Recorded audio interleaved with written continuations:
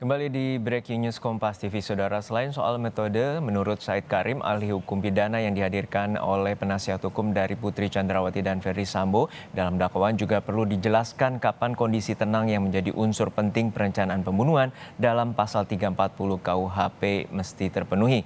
Kata Said Karim, kondisi tenang pelaku pembunuhan berencana mesti sampai pelaksanaan pidana selesai. Tadi dijelaskan bahwa kalau kita bicara soal 340 tentang pembunuhan berencana, pelaku itu harus berada dalam keadaan tenang. Ya. Nah, sementara tadi juga dijelaskan kalau bicara soal pembunuhan berencana, ada beberapa tahapan, mulai pelaku berpikir dan merencanakan, kemudian mempersiapkan bagaimana pembunuhan akan dilakukan, mempertimbangkan sampai pada eksekusi atau melakukan pembunuhan tersebut. Dalam konteks tahapan-tahapan tadi, apakah keadaan tenang wajib dibuktikan mulai dari awal sampai akhir?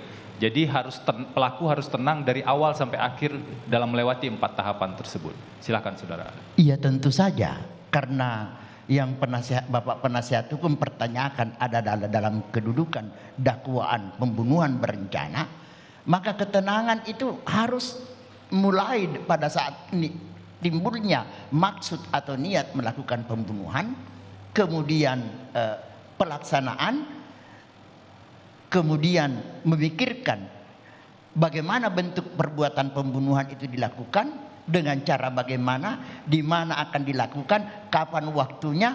Tentu ini harus disyaratkan adanya ketenangan di dalam hal ini yang dilakukan oleh pelaku. Jadi ketenangan itu mulai dari timbulnya niat sampai dengan pelaksanaan. Demikian pendapat saya, yang mulia. Berarti kalau salah satu tahapan saja, apalagi kalau keseluruhan ya, saudara ahli, salah satu tahapan saja si pelaku berada dalam keadaan tidak tenang, apakah bisa disebut seharusnya pembunuhan berencana menjadi gugur di sana? Maaf ya, saya dalam perbendaharaan hukum acara pidana yang saya pelajari, Bapak penasihat hukum, tidak pernah saya mengenal istilah kata gugur. Tetapi yang berkenaan dengan dakwaan itu pada akhirnya sebenarnya dakwaan ketika telah dibacakan oleh penuntut umum itu, di situ kan ada hak dari penasihat hukum mengajukan eksepsi. Dan kemudian kalau hakim telah menjatuhkan putusan sela, menyatakan dakwaan penuntut umum misalnya telah memenuhi syarat lengkap, semaka sidang dilanjutkan.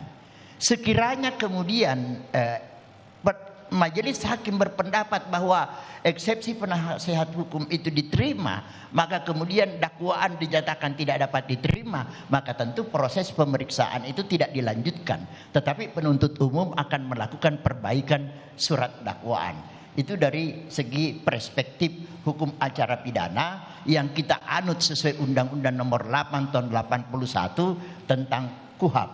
Nah, berkait menyangkut pembuktian, maka semua yang didakwakan penuntut umum itu termasuk elemen-elemen atau unsur-unsur pasal menjadi kewajiban penuntut umum untuk membuktikan di depan persidangan pengadilan.